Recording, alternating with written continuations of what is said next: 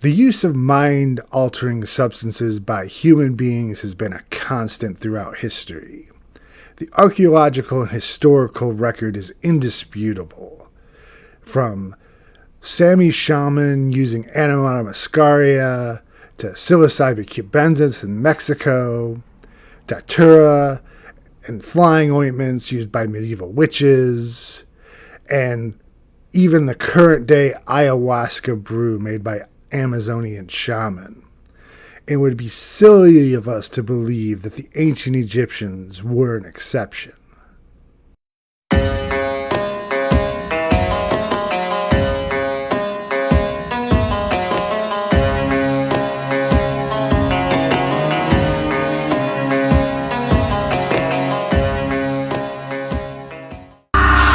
I'm not going to talk about Judy. In fact, we're not going to talk about Judy at all. We're going to keep her out of it. Sorry, David. Yes, we are going to talk about Judy. Hey, folks. This is James, a.k.a. Thresciornis, and welcome to this very first Scroll of Thoth special video here for Ko-Fi subscribers. I hope you really enjoy this one. And, we're going to talk about drugs. One of my favorite subjects. And we'll start with maybe clarifying some controversies and maybe starting some of our own. So let's get to it. Let's talk about the cocaine mummies. So in 1992, some German scientists claimed to have found traces of cocaine and tobacco in several mummies dating from the later intermediate period, New Kingdom, around 1000 BCE. The most famous being mummy of Hennet Tauri, priestess and singer from the Temple of Ammon in Thebes.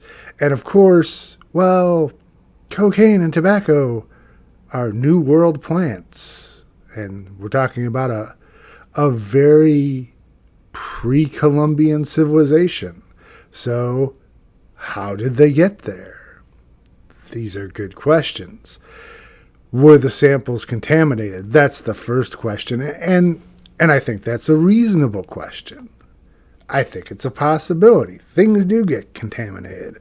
I mean, cocaine is out there, folks. I mean, you look at how many dollar bills in the United States of America have traces of cocaine, and you can start to understand that, maybe that's a thing that happened.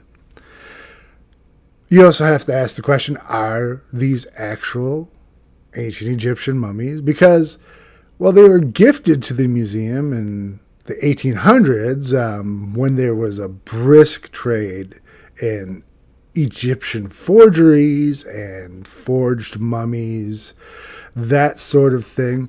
You would think a museum by 1992 would have figured it out, but you never know.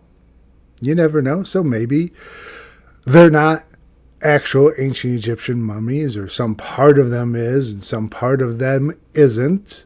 It's hard to say.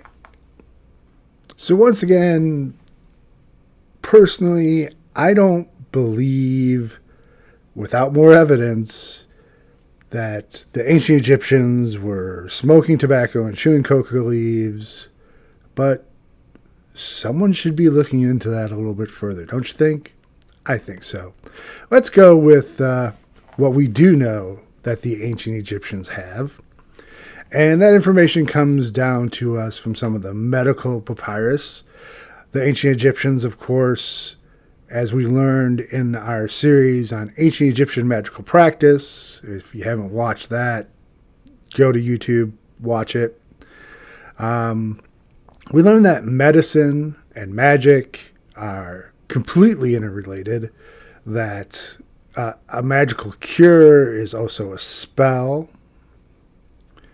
We know from these medical papyrus that the ancient Egyptians had some clue what they were doing. In fact, the Ebers Papyrus, which is one of the main medical papyrus that you can find out there shows that the ancient Egyptians knew how the circulatory system worked in a rudimentary way. They knew that all blood went through the heart.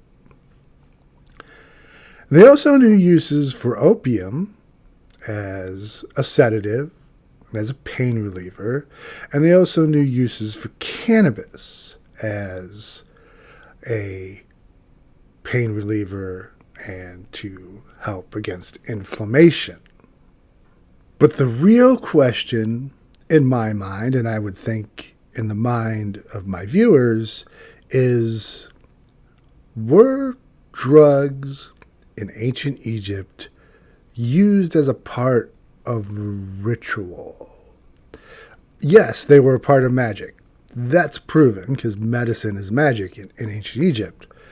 But were they used to create altered states of consciousness? In the context that we see it today, in the context of alter your mind for a better spiritual experience. And well, I'm sorry to say, there's not much evidence. There's really just not much evidence for that. But there's a little, and this is where I'm going to go out on a limb, and I understand that what I'm saying here is not proven or provable. But yes, I personally do believe that the ancient Egyptians were using mind-altering substances as a part of ritual. And the big elephant in the room, of course, is the Egyptian blue lotus. So as I've mentioned several times before in my videos on ancient Egypt, the blue lotus is the most often repeated artistic motif in ancient Egyptian art. That's just hands down. If you're going to find pictures of anything, of birds, of people, the Ankh even, you're going to find more blue lotus. You're going to find pictures of blue lotus. You're going to find it as part of decoration and borders. It was majorly important. And you're also going to find depictions of people sniffing the blue lotus. You're going to find depictions of people possibly, it's hard to tell, adding some kind of lotus extract to wine. And we do know from the record that lotus wine was something that was drank. We have examples of priests and priestesses and temple courtesans drinking lotus wine. And I think it's another one of those things that was so common that no one found the need to write it down. I mean, paper and ink is expensive, chiseling on the side of a pyramid even more so. So it's like, why write down something that's readily apparent when you're in a culture that's really still truly an oral tradition with only like 1% of the people capable of reading and writing? Not a lot got written down, and I think things about the blue lotus, the use of the blue lotus, some of the spiritual importance of the blue lotus were what was missed. And this is once again where Egyptologists become their own worst enemies. Because, okay, there's no definitive proof from the archaeological or historical record of how and why blue lotus was consumed by the ancient Egyptians. We can accept that. But there's other forms of evidence. Number one, well, what does blue lotus do? And that seems to be controversial in itself amongst Egyptologists and botanists and chemists. And I think all three of those dumbass fuckers need to stop just dicking around and just take it. Just take the substance. You could do that. You could take the substance and find the fuck out. Lucky for you folks, the Blue Lotus is perfectly legal in most of these here United States, and old Thresciornis has bitten the bullet and has done the research for you. And I'm here to tell you about my dalliances with the Blue Lotus over the years. I'm not a constant user. It has been mostly experiments here or there over the course of a couple of years, and just a few times trying it. And each time I did get some kind of results. And of course, this is the point where I have to say that don't do this at home. Blue Lotus is legal, but it's not approved for human consumption. Don't do it. Just don't do it. Yeah. Let the professionals handle it. So from my experience, the first thing you need to concern yourself with is the quality of the product. And I really hate saying this, but some of the initial batches of Blue Lotus that I received, I tried ordering them from smaller botanicals, smaller companies that deal in these kind of herbs and substances, and sadly, they were not good. Not good. Didn't look good. Were brown, were shriveled, didn't look much like lotus. And it wasn't until I just went ahead and ordered some from that big evil empire, Amazon, that I actually got things that looked like dried blue lotus flower, the complete flower. And things were much better after that. So what you're looking for, and hoping that the picture that's provided matches the product that you get, are something that actually looks like whole dried blue lotus flowers. So of course, after I obtain some, you're not going to do this, right? You're not doing this at home. After I obtained some and decided to experiment on my own body, first thing I had to ask myself is, well, how did I want to consume the substance? So first thing I started with is what was probably done in ancient Egypt, what we have some good evidence for, and that's the lotus wine, at least amongst the nobility, to steep some blue lotus. And we don't know if they use fresh or dried or tried to use some kind of extraction from the blue lotus, but you put it in some wine and you drink it. I'm not going to give you measurements because, like I said, you're not supposed to be doing this at home, but you can find those online. My first experiment, I got a bottle of very nice Michigan wine. I like Michigan wines. Lived in Michigan quite some time. And steeped some blue lotus flower in there for 30 days. Kept it in the fridge, strained it, and then consumed it. Had a glass of that, and I've got to say, first off, that it was nasty. It was not good. It did not taste good. I did not enjoy that experience. All I could say is that, maybe I got a little bit of altered perception out of it. I'm not a big drinker anymore. I don't drink a lot. Maybe if there's a toast or something, I'll have a drink.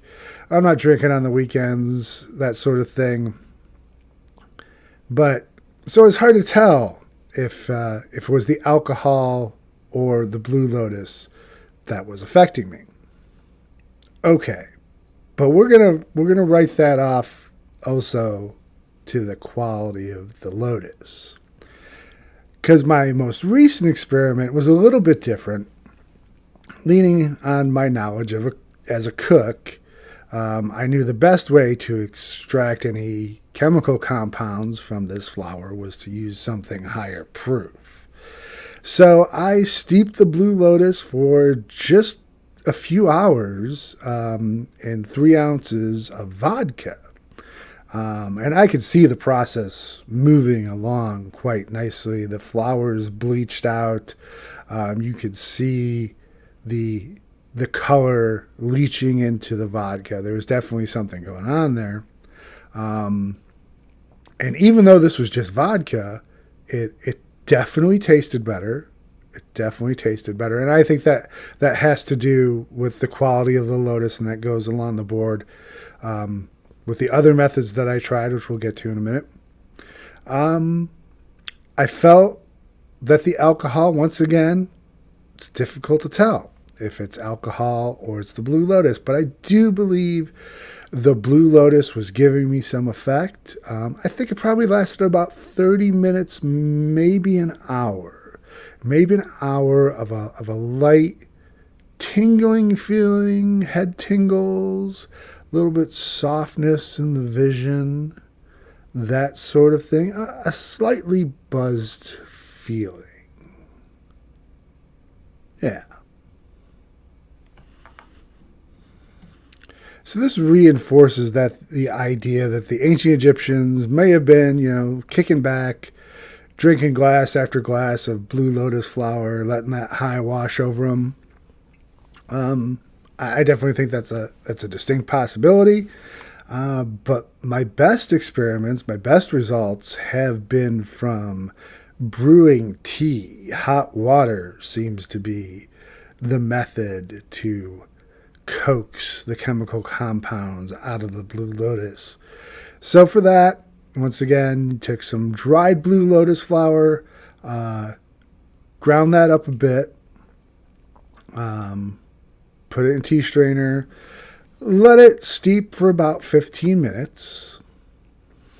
Once again, my first couple tries with Blue Lotus of not great quality. Here's another recommendation. If they're telling you you're only getting stamens, don't get it. Don't get that. It's not good. But even drinking those low quality brews of tea with a whole lot of honey just so you could choke it down, it was a buzz. It was, once again, that kind of fuzzy around the vision, that softness, that weird mix of being alert yet loafy. Yeah, there's substances I could compare it to, but that would incriminate me. It's not like cannabis. It's a little bit like cannabis, but it was definitely an interesting effect. And then, of course, after I got a hold of some of the dry whole flower and steeped that and made that as a tea, I thought that was delicious, to tell you the truth. I thought that was great. A lot of head tingling, a lot of fogginess, a lot of disorientation that was not unpleasant. It definitely was some kind of psychoactive high. It was. I think that's pretty indisputable. If you take this substance, that you're going to find out that it does indeed have a psychoactive effect. Which brings us to the last method of consuming the Blue Lotus, and this is something I only tried recently, and only tried with the higher quality product, thankfully, is smoking it. And I did make sure to use a clean pipe so that there were no other residues or resins in there. It's brand new. Ground up some of the Blue Lotus, put it in a pipe, and smoked it. And it was smooth. It was pleasant to smoke. Full disclosure, I did this after I drank some tea, and I did it when I felt that the tea was at least starting to wear off. And that was another thing. It only lasted for about an hour. But when I felt the tea wearing off, I took a couple of hits off the pipe, and it seemed to bring me back to a peak, not the highest peak of when drinking the tea, but it brought it back for about 15-20 minutes. So I took another couple hits off the pipe and it did the same thing. So if I were going to do this again as a part of ritual, as something to deliberately create an altered states of consciousness, I think what I would stick to is making the tea, making a strong tea, and then, as the ritual goes on or as the night goes on, taking some puffs of blue lotus off a pipe to keep that feeling going and keep your spirits up. Another thing that's important to know is that, there are some botanists and chemists who have been studying the blue lotus. Not a lot, but there's some stuff out there. And some of the few studies have shown that blue lotus has chemical compounds not dissimilar to ginkgo biloba. And for those of you unfamiliar with ginkgo, that plant substance, it's pretty popular. It's been around since ancient times. It actually gets prescribed in Europe and other progressive countries for a host of cardiovascular issues. Some studies were done with folks who take antidepressants and are having problems with their sex life. And it was found that ginkgo is a vasodilator, not unlike Cialis. It did help those people who were taking antidepressants. It helped with their libido, and it helped them gain and maintain an erection. And from a historical point of view, if you're asking yourself these questions, were the ancient Egyptians having lotus frolics? Probably. Impossible to say with certainty, of course, but we have sources like the Turin erotic papyrus, which depicts orgies, and many of the participants of the orgies are wearing a blue lotus on their heads or sniffing the lotus. It shows up all over that papyrus just like it does everywhere else in ancient Egyptian art. Well, hey folks, I hope you enjoyed that one. I did. I really enjoyed doing it a little more relaxed here for just the subscribers. You guys probably have already noticed, if you're getting this video, we got Ko-Fi tiers now.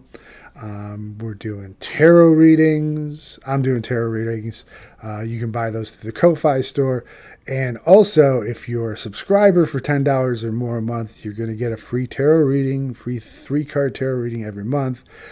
I wish I could make promises right now about how many of these special videos that I can make.